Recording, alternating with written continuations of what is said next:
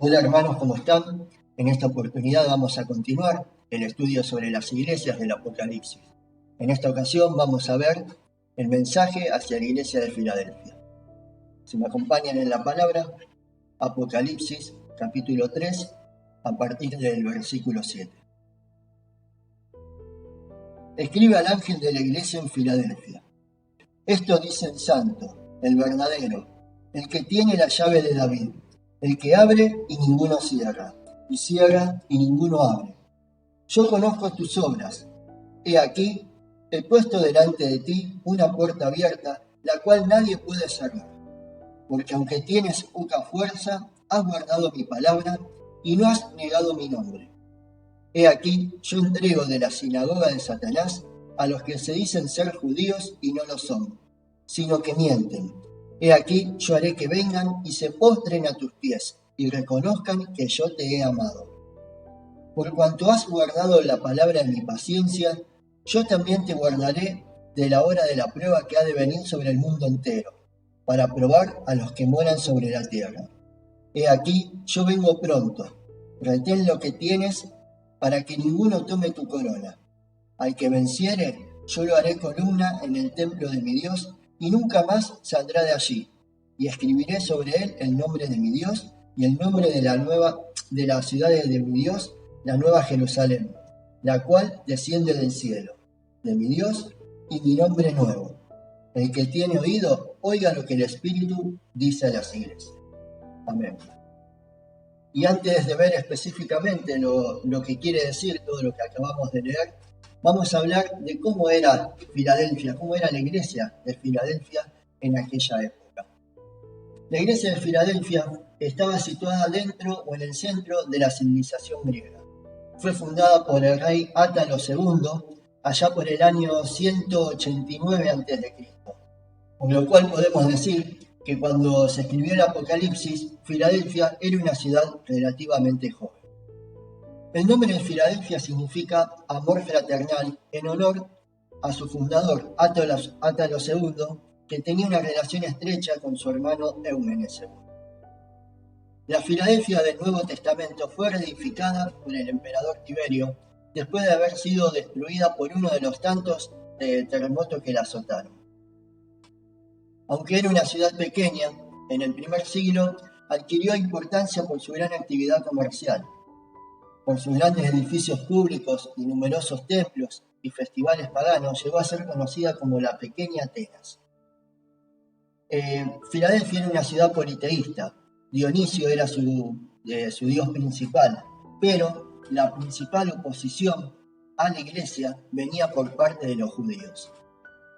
No se sabe ni cómo ni cuándo comenzó la iglesia cristiana en aquella ciudad, pero se especula que, al igual que otras congregaciones de la región, su comienzo se debió al esfuerzo misionero de la iglesia de Éfeso, particularmente durante los primeros 3 años del ministerio de Pablo en aquella ciudad. Hoy en día, la ciudad de Filadelfia se conoce con el nombre de Al-Sehir, que quiere decir la ciudad de Dios. Y a pesar de la persecución de los turcos, la iglesia ortodoxa griega ha logrado mantener una congregación hasta el día de hoy. Las 7 iglesias del Apocalipsis se pueden estudiar y ver como 7 iglesias que existieron en la historia, ¿no? Como un hecho histórico, pero también son prototipos de iglesias que han existido a lo largo de toda la historia. Es decir, cada una tiene una característica excepcional, distintiva de la cual el Señor habla. Representan una condición espiritual por la que podemos llegar a pasar en algún momento de nuestras vidas. Es así que hay iglesias en toda época, incluyendo en la actualidad, ¿no es cierto?, que están o estuvieron en una condición, por ejemplo, similar a la de Éfeso. Otras iglesias quizás están en una situación similar a la de Esmirna o a la de Pérgamo, y así, ¿no es cierto? Podemos decir que quizás nosotros un día estemos en una condición similar a la de Éfeso y quizás mañana estemos en otra condición similar a otra iglesia, ¿no? Pero también, aparte de estas 2 características que pueden ser estudiadas, también las 7 iglesias del Apocalipsis pueden ser vistas como 7 periodos históricos de la iglesia cristiana. Como podemos ver, por ejemplo, Éfeso es la iglesia apostólica de los primeros días y representa la iglesia que va desde los años 30 al 100. Esmirna es la iglesia perseguida por 10 días, haciendo alusión a los 10 emperadores romanos que se opusieron a ella, y abarca desde los años 100 al 315. Pérgamo, la iglesia que se casa con el Estado, y va desde los años 315 al 550. Tiatira, la iglesia que se corrompió en la edad oscura de la iglesia, y va desde los años 550 al 1517. Sardis, la iglesia que comienza a reformarse, es el tiempo de la Reforma Protestante, y abarca desde los años 1517 al 1750. Luego vendría Filadelfia, la iglesia misionera, la iglesia fiel, que va desde los años 1750 hasta el rapto de la iglesia. Y por último, la Odisea, la iglesia que cae en apostasía, y representa la iglesia que va desde los años 1900 hasta la tribulación. Como podemos ver, Filadelfia y la Odisea son prácticamente simultáneas. Y es importante destacar a estas dos iglesias, ¿no?, como una muestra de la iglesia de los últimos días. Son simultáneas. Tal es así, por ejemplo, ¿no?, que la iglesia de Filadelfia fue misionera en su tiempo, pero también lo fue en esta época, sobre todo al comienzo de la etapa de Filadelfia, allá por los años 1750 hasta el 1900. En estos años, Dios obró de una manera emocionante, produciendo grandes avivamientos en Europa, en Asia y en muchas partes del mundo. Estos, a su vez, y con el tiempo, produjeron lo que hoy se conoce como los movimientos misioneros modernos. Ahora sí, vamos a ver lo que dice la palabra para ir estudiando lo que quiere decir. Comienza el Señor diciendo: esto dice el santo. Esta frase expresa uno de los atributos personales de Cristo. Él es el santo, el apartado. El Señor le recuerda a la iglesia su santidad.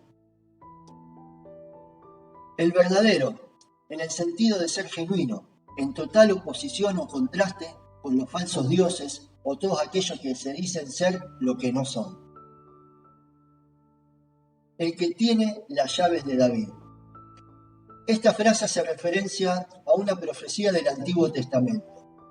Debemos comenzar entendiendo primeramente a quién se refería esta profecía, para luego pensar cómo se aplica al Señor Jesús. Si me acompañan en el libro de Isaías, capítulo 22, versículo 20, dice así: en aquel día llamaré a mi siervo Eliaquim, hijo de Hilcías, y lo vestiré de tus vestiduras, y lo ceñiré de tu talabarte, y entregaré en sus manos tu potestad, y será padre al morador de Jerusalén, y a la casa de Judá, y pondré la llave de la casa de David sobre su hombro, y abrirá, y nadie cerrará, cerrará, y nadie abrirá.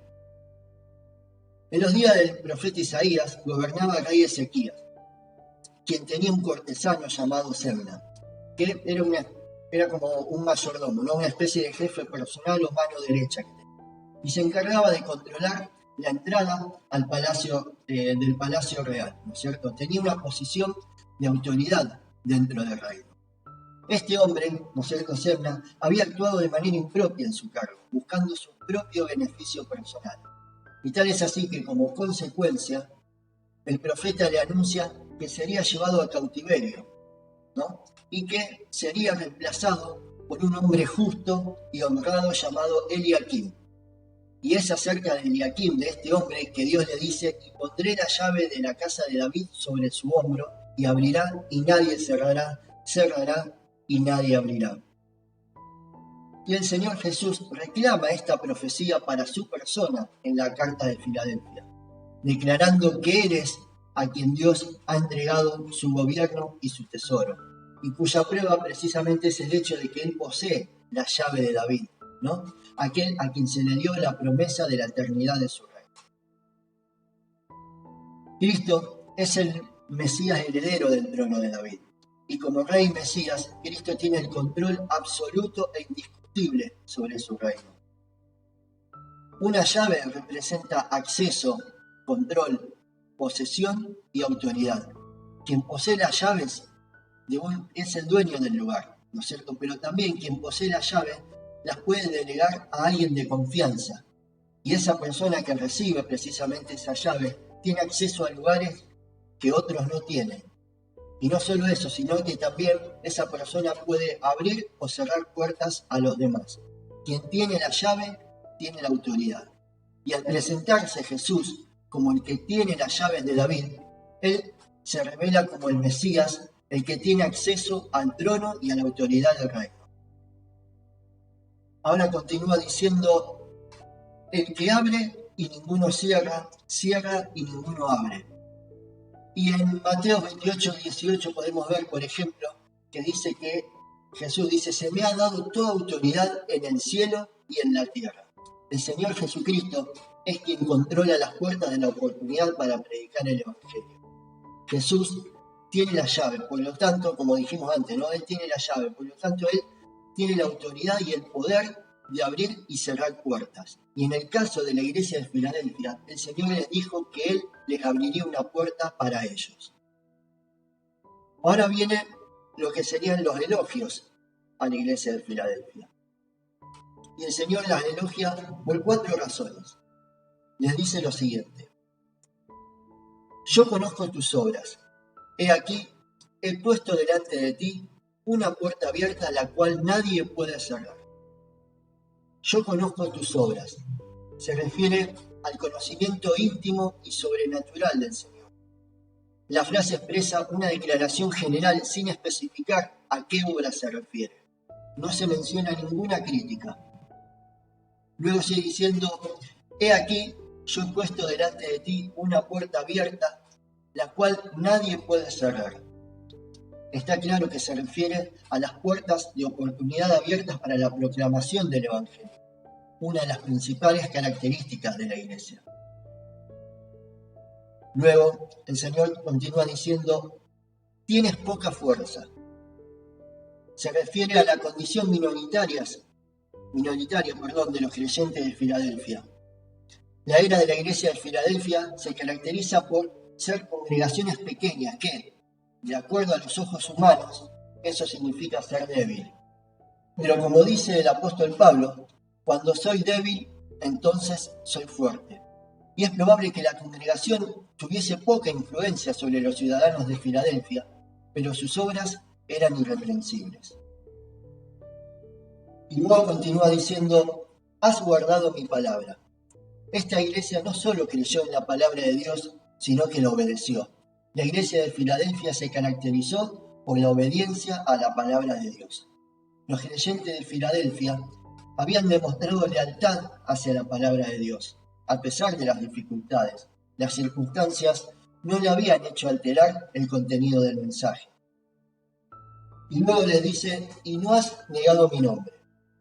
Esta expresión testifica de la fidelidad de Filadelfia, aún con su debilidad y poca fuerza. Una de las características de la iglesia es que se rehusaba a negar el nombre del Señor, ¿no? Ofreciendo así el desafío que debe presentar todo cristiano fiel a medida que se acerca el fin, ¿no es cierto? El verbo, cuando vemos no has negado, se refiere a un momento concreto en el pasado, cuando probablemente los creyentes de Filadelfia fueron empujados a negar su relación con Cristo, ¿no es cierto? Satanás siempre va a tratar de torcer una obra efectiva de Dios. Pero en esa prueba que ellos pasaron, los cristianos de Filadelfia se mantuvieron firmes y fieles en sus convicciones. Es maravilloso ver este ejemplo y ver cómo la debilidad o pequeñez humana no limita a un hijo de Dios que busca la fuerza de Dios precisamente para ser influyente y para predicar la palabra con poder. Luego continúa diciendo, he aquí, yo entrego de la sinagoga de Satanás a los que se dicen ser judíos y no lo son, sino que mienten. He aquí, yo haré que vengan y se postren a tus pies y reconozcan que yo te he amado. Al igual que la iglesia de Esmirna, los de Filadelfia se enfrentaron a la hostilidad de los judíos no creyentes.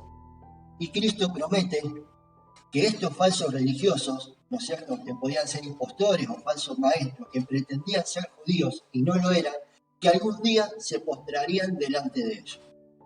El verdadero judío no lo es solo físicamente, sino que debe serlo también espiritualmente, ¿no? El judío genuino es aquel que tiene la fe de Abraham. El verdadero hijo de Abraham no persigue ni al Mesías ni a sus seguidores.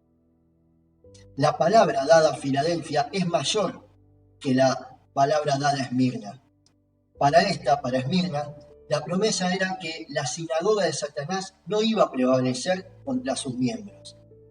En cambio, para la iglesia de Filadelfia la promesa fue más allá. ¿Por qué? Porque ella hasta ganaría a algunos de la sinagoga de Satanás, de modo que caerían a sus pies reconociendo el amor de Dios por ellos. Luego vemos que continúa diciendo: por cuanto has guardado la palabra en mi paciencia, yo también te guardaré de la hora de la prueba que ha de venir sobre el mundo entero, para probar a los que moran sobre la tierra. Y esta era una palabra de aliento para la iglesia, la cual había logrado ser fiel frente a la persecución. El Señor la iba a guardar de una gran prueba que vendría en un futuro para ellos. Y fue así que uno, estudiando, puede ver que la iglesia de Filadelfia fue protegida milagrosamente al menos en 3 situaciones. En la persecución de Trajano durante el primer siglo, en la destrucción de Asia Menor por manos de los maometanos, y también la protegió de la destrucción en el siglo XIV, ¿no?, por los tártaros, ¿no?, en manos de Tamerlán, el cual fue que llamó a Filadelfia como Al-Asehir, que es el nombre que tiene hoy en día, la ciudad de Dios, ¿no? Pero esta palabra también representa una profecía para nosotros. A la hora de la prueba se refiere al periodo de juicio y tribulación que precede al reinado definitivo de Jesucristo. Dicho periodo se menciona en varios pasajes de la Biblia, como Daniel 12 o Mateo 24, ¿no?, y abarca los capítulos del 6 al 19 de Apocalipsis. La hora de la prueba se refiere sin duda a la 70ª semana de la profecía de Daniel, por las siguientes razones. Afectará al mundo entero. El texto dice que ha de venir sobre el mundo entero. Esa gran tribulación será universal y afectará a todos los seres humanos, ¿no?, y será por un periodo específico de tiempo. Y dicha tribulación tiene como propósito probar a los que moran sobre la tierra. Se refiere precisamente a los que no poseen una ciudadanía celestial, sino que sus corazones o sus hogares, sus ilusiones, su esperanza están puestas o están totalmente arraigadas a la tierra. Luego termina diciendo: he aquí, yo vengo pronto. Retén lo que tienes para que ninguno tome tu corona. Una vez más, Jesús advierte de su pronta venida. Jesús exhorta a Filadelfia a retener lo que poseía y a mantener una actitud defensiva para que nadie tomase la corona que a ella le corresponde. A los creyentes de Filadelfia y a todos los creyentes de todos los tiempos se nos exhorta precisamente a hacer lo mismo, a asirnos con firmeza de las riquezas espirituales que Dios ha puesto en nuestras manos, precisamente hasta el día que estemos en la presencia de Dios. Y unas curiosidades que presenta esto que le dice él de yo vengo pronto. Podemos ver, por ejemplo, que a la iglesia de Éfeso les dijo que él vendría, pero que vendría y les quitaría el candelero. Podemos verlo en Apocalipsis 2:5. También a la iglesia de Pérgamo le dijo que vendría y pelearía contra ellos, en Apocalipsis 2:16. Y a la iglesia de Sardis, por ejemplo, les dijo que vendría sobre ellos como ladrón en la noche, Apocalipsis 3:13. Podemos ver en estos 3 casos que la venida del Señor sobre su iglesia sería con el propósito de juzgarla. Pero en el caso de la iglesia de Filadelfia ocurre todo lo contrario. Su venida sería para protegerlos, de la hora de la prueba. Y por último, Si vemos el final de la carta, el Señor vemos que promete un lugar y una posición a la iglesia de Filadelfia. Dice: al que venciere, yo lo haré columna en el templo de mi Dios, y nunca más saldrá de allí. Escribiré sobre él el nombre de mi Dios y el nombre de la ciudad de mi Dios, la nueva Jerusalén, la cual desciende del cielo, de mi Dios y mi nombre nuevo. Se nos enseña que lo primero que hará el Señor será hacer a los fieles columna en el templo de Dios. Esto y la mención de que nunca más saldremos de allí está indicando estabilidad y permanencia dentro del santuario de adoración de Dios. Los creyentes que venciéremos seremos parte importante y sustento de su adoración, y allí estaremos nosotros, ¿no? Para siempre con Él. Y el hecho de que escriba su nombre sobre nosotros nos habla de pertenencia, es como un sello sobre nosotros. Como pudimos ver, esta iglesia no tiene ningún reproche, ninguna crítica, solo elogios. Debe ser maravilloso presentarse delante de Dios y que Él no tenga nada malo que decir de uno. Parecería algo imposible, pero vemos que no es imposible. Ser irreprensibles es una cualidad que el Señor exige, ¿no es cierto? Y si el Señor lo exige para nosotros, es porque es posible. Procuremos ser como Filadelfia, procuremos ser santos, ¿no es cierto? Procuremos la santidad, procuremos ser intachables y que nadie tenga nada malo que decir de nosotros. Seamos fieles, como el Señor quiere. Otra cosa que podemos ver, que podemos rescatar de todo esto, es que el evangelismo es un preservador, nos saca de nosotros mismos, nos ayuda a ir más allá. Filadelfia, como dijimos antes, mencioné antes, fue una iglesia misionera. Cuando uno tiene en mente extender el evangelio, predicar la palabra de Dios, hace que uno se encuadre en el propósito de Dios, así como lo hicieron ellos. Tener poca fuerza no es excusa para no serle fiel a Dios, para apartarse de Él. Podemos tener pocas fuerzas y aún así guardar su palabra y no negar su nombre. Si tenemos oposición, pero somos fieles, podemos estar seguros que al igual que aquí, esa oposición no prevalecerá contra nosotros. E inclusive muchas veces terminaremos ganándolo para Cristo. Espero que le haya sido de bendición este estudio. Dios los bendiga. Hasta la próxima.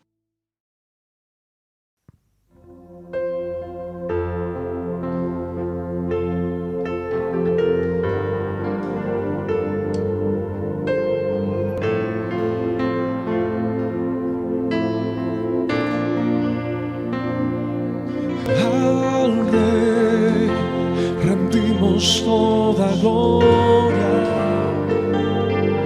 Al Rey rendimos majestad. Al Rey rendimos toda gloria. Al Rey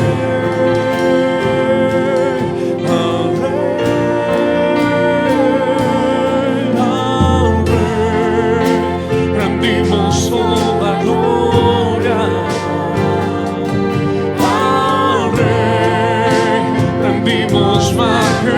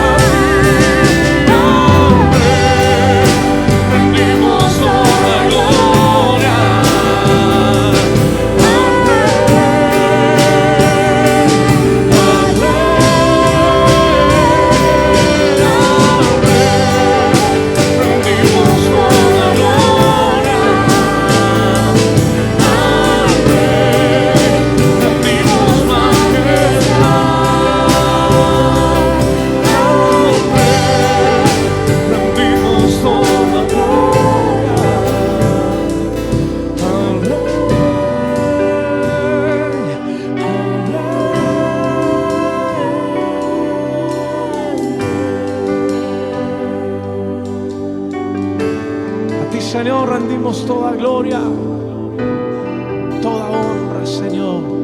Gracias, Jesús. Gracias, Señor. Amén.